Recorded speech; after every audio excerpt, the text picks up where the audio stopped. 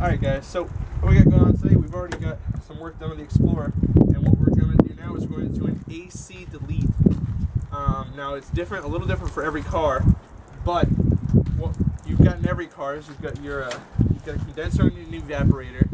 One's in, you're either right next to the firewall or it's actually under the dash, and you've got right up here, right in front of the radiator usually, you've got all your lines, and you've got a compressor. Now the compressor is run by a belt, so you are going to have to get a shorter belt. You can look it up, find out what you're going to need. In our case, we need an 83-inch belt for a Ford 302 in order to make it short enough. So we're going to go ahead and get right to it. We're going to tear out the AC system. Now the main reason you want to do this, for us, the AC doesn't work in the Explorer. I have no intention of fixing it. There's a hole somewhere in one of the lines, there's a leak, and we're not going to bother with it. So we're going to take it out, shed some weight, and better cooling for the radiator. There won't be another extra radiator in front of it. Less pull in the belt, so we'll have a little more power, maybe a little more revability, and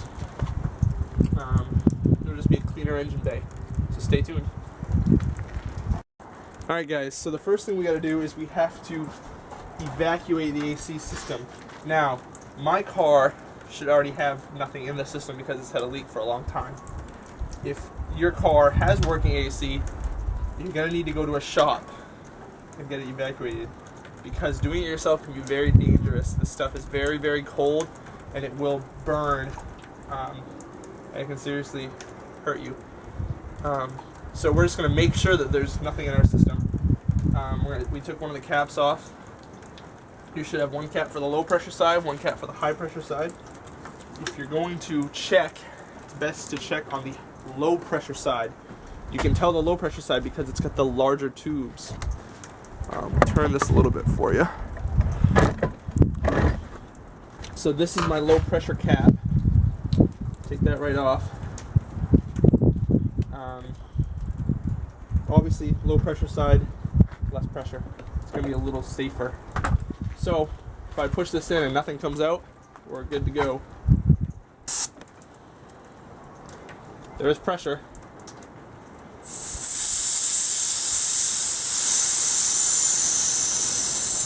Okay, so if this system was full, we would have seen refrigerant coming out of that. It would have been very, very cold. It was just air.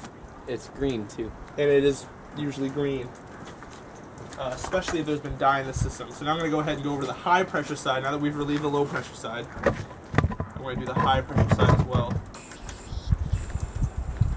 And no pressure.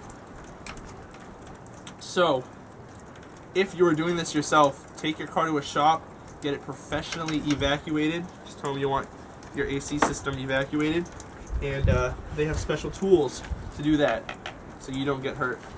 Alright guys, so what we're going to do is we've got a 15mm socket here on this pulley. This is our tensioner, and we're going to turn it back, take the tension off, and we should be able to slip the belt right off. Should. And there we go.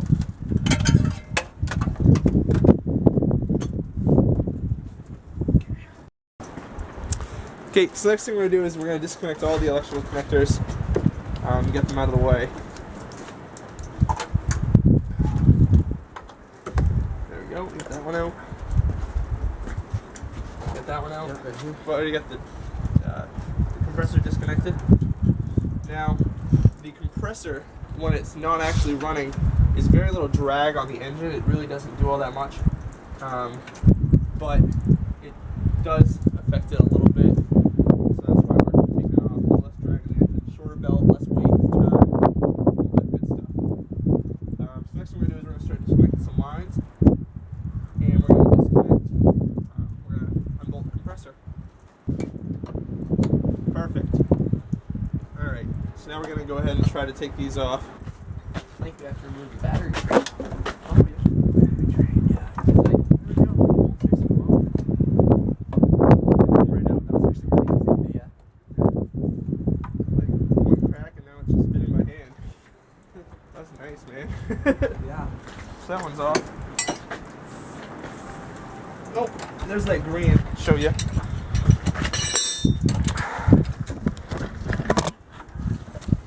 So the green color we were talking about earlier, you can see right here when I pull this out. See that? That's what color it will usually be. That nice bright green. Alright, so while Joe's working on the compressor, I'm going to be taking off some of these lines here. Some of these are bolted on, some of them. Alright guys, so the wind picked up there just as I was about to explain what these are. These are fuel line disconnect tools, and basically all they are is just plastic.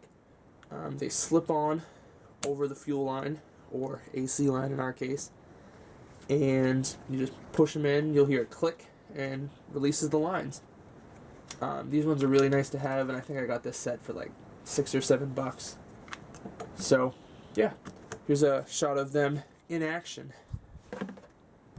Alright guys, so my fuel disconnect tool worked. My battery's low already. Really? Yeah.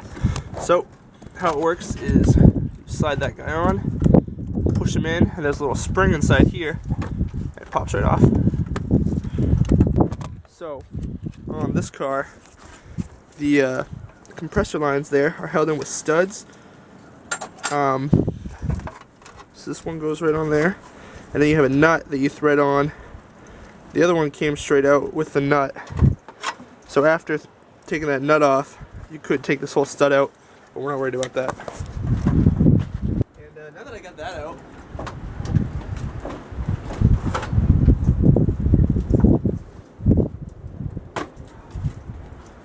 yeah, compressor's done. Ta-da!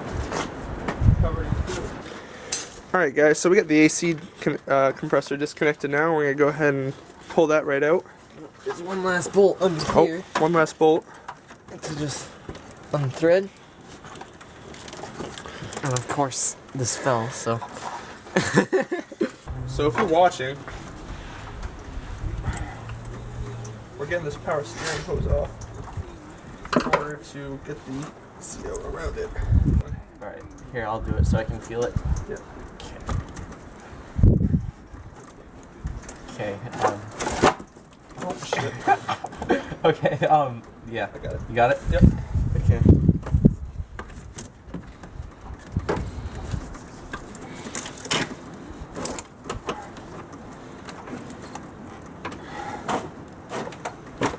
There's some shit.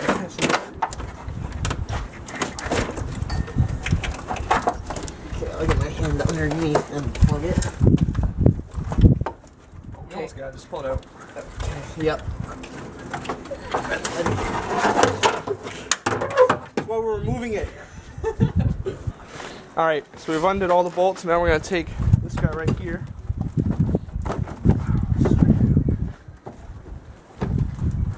We're going to wiggle it sort of straight out. Just get up in the. There we go, right there. Oh, we're stuck on a ton of cables though. Can't bend those too much because Yeah. those are backing lines. There. Perfect. Slide those down now. There we go. Oh, Wait a second. There we go. let's get under this cable here. Oh, there are vacuum lines there. They go into the. Oh, that's attached to the blower. Yep. Got it. Perfect. Alright. Oh, try this way. Oh, there's a little quick disconnect right here. Oh. So, okay, guys. So now that we got the entire the entire AC condenser assembly out, Here. we're gonna go in and we're actually going to try to remove the AC assembly that's in there because we still need this for the blower motor, but we want to get this bit out to get the weight out. So that's what we're doing next. Alright guys, so we pulled all the bolts out. Now we can pull this airbox apart here. There we go. And you can see the guts. So this is what cools your car. There we go. bunch of crap in there. Dud. Foam. Maybe a mouse nest at some point was in there. So, take that out. And there you go. So now, we've got that out. This is staying out of the car. And because we still need this for the fresh air coming into the car, basically without this, we've got, we wouldn't have any air going in. So we've got to put that back on, just minus all of our AC components. And our heat shield.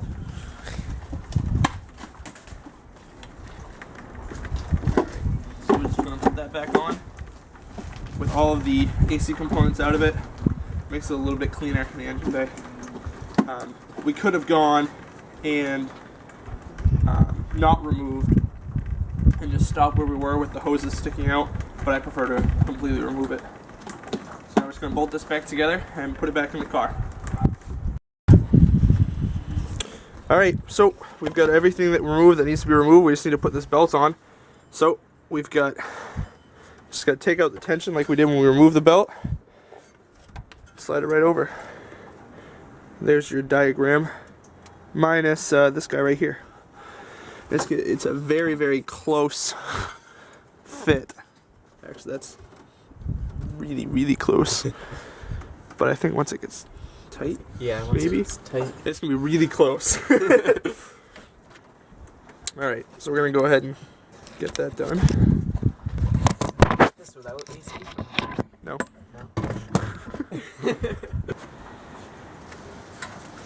Okay, I got it. You got it? Yep. Okay. How close is that? I think you're all right. Yeah, about a quarter inch. All right, show you guys what we're talking about here. Because of the new routing of the belt, when it comes up, we go over the alternator, under this guy, over the power steering pump, and it has to go back underneath to go down to the fan. And you've only got like, see if you can see that. That's how much clearance you got, which is pretty much nothing for clearance, but it should be all right. We shouldn't have any issues with it, hopefully.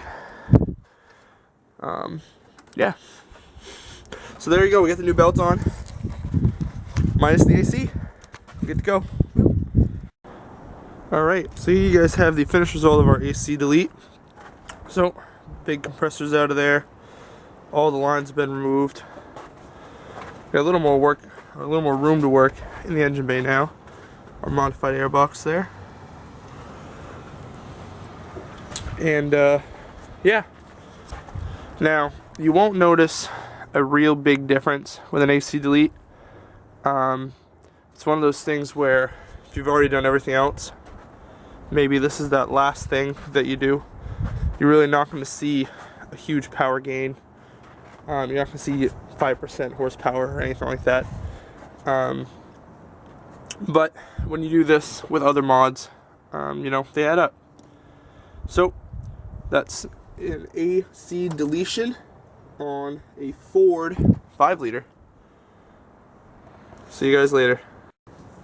Alright guys, so I'm sitting here with all the stuff we took off the Explorer this weekend, and we're just going to do a kind of tally up on how much weight we took out. Now, the condenser was right around 12 pounds. The little evaporator here was 6 pounds. And between our compressor, our lines, the air dryer, all that stuff, we got about another 23 or 24 pounds. So all together here, we're looking at like 45, 50 pounds of weight reduction when you include all those little brackets and extra bolts we removed and all that stuff. Which is nice. It's not a huge weight, especially on a 5,000 pound car, but on a small car, the weight savings are almost identical. All the parts weigh almost exactly the same no matter what vehicle you have. Of course, some parts will be a little smaller, but overall, you're going to still see that kind of 40-ish, 50 pounds of weight savings, even in a small car that only weighs 2,000, 2,200 pounds. So in a car that weighs that much, taking a lot of weight out of the front of the engine, or out of the front of the car, is going to be a big benefit. So thanks for watching, guys. Hope you enjoyed the video, and we'll see you later.